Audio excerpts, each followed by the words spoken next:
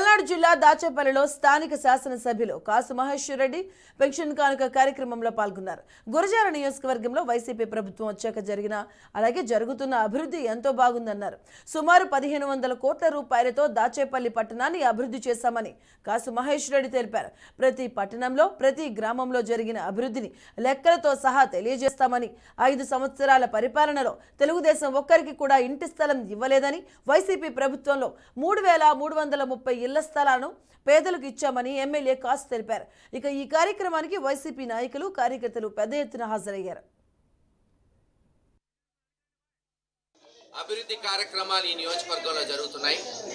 1500 కోట్ల సుమారు నవరత్నాల ద్వారా నేరుగా ప్రజలకి లబ్ధి చేకూరితే అమ్మఒడి, చేయూత, విద్యా దీవెన, వసతి దీవెన, రైతు భరోసా లేదు, ఆసరా లేదు, ఇళ్ల పట్టాలు, అనేకం శాశ్వత పథకాలు, దాదాపు 1964 కోట్లతో శాశ్వత పథకాలు, ఏదైతే మెడికల్ కాలేజీలు, జాతీయ రహదారులు, మున్సిపాలిటీలు, తాగునీటి పథకాలు లేదు, నాడు నేడు కింద స్కూళ్ళు, హాస్పిటల్స్, ఇలా ప్రతి విషయం లేదు, ఆటో నగర్, అబ్దుల్ కలాం గారి ఆటో నగర్, జాతీయ రహదారి, మరి మన కాట్రవాగు ఆధునీకరణ, స్కూళ్ళు, దుబా చెరువు, పిడుగురాళ్ళ చెరువు, ఇలాగన్నీ కలుపుకుంటే శాశ్వత పథకాలు 1964 కోట్లతో గతంలో ఎన్నడూ లేని విధంగా ఈరోజు గురజాల అభివృద్ధి చెందుతుందని గర్వంగా చెప్తున్నాం.